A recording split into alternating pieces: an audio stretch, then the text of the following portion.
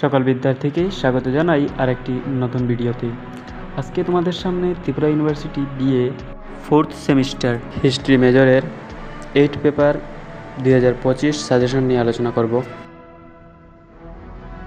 নাও unit এ থেকে কী থাকবে। Unit এ থেকে প্রথমত তোমরা যে কোয়েশনটা দেখবে, discuss the causes and results of opium war. কোয়েশনটা অন্যভাবে ঘুরিয়ে আসতে পারে, যেমন কোয়েশনটা যদি এভাবে দেয়, opium however was the occasion and not the cause of the war between the British and the Chinese. তো এরকম আসলে তোমরা কজেস তো আলোচনা করবে, অর্থাৎ কারণ, সাথে ভিনাকের এই অভিমতটি আলোচনা করে নেবে।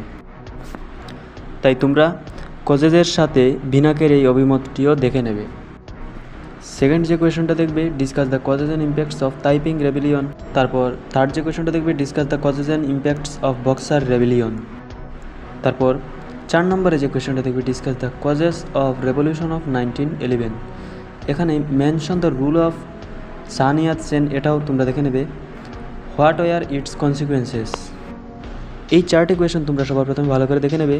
তারপর তোমাদের হাতে যদি সময় থাকে তোমরা এক্সট্রা করে একটা কোয়েশন দেখে নেবে, discuss the main circumstances of 100 days reforms, mention the significances, why did this reform fail. এবারে দেখে নাও ইউনিট বি থেকে কোন প্রশ্নগুলো দেখবে।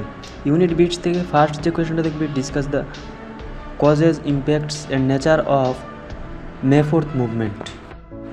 এই মে 4th মুভমেন্টের মধ্যে তোমরা rule of students and intelligentsia, এই পয়েন্টটি তোমরা দেখে নেবে। সেকেন্ড যে কোয়েশনটা দেখবে, discuss the background and significances of revolution of 1949। তারপর থার্ড যে কোয়েশনটা দেখবে, discuss the causes of rise of first united front, why did the first united front collapse. এই 3টি কোয়েশন তোমরা সবার প্রথম ভালো করে দেখে নেবে।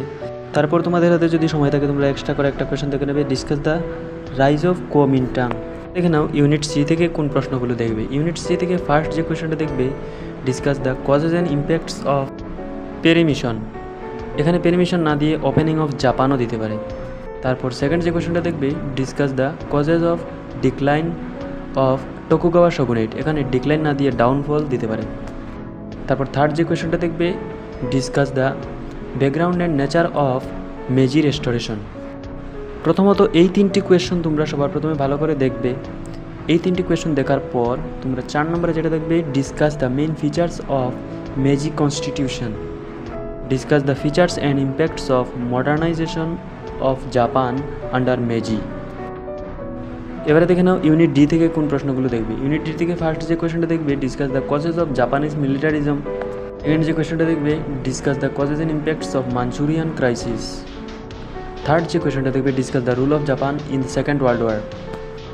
এই 3টি কোয়েশন দেখার পর তোমরা যদি চাও এক্সট্রা করে কোয়েশন দেখতে, তাহলে তোমরা এটা দেখতে পারো, discuss the causes and impacts of Sino Japanese war.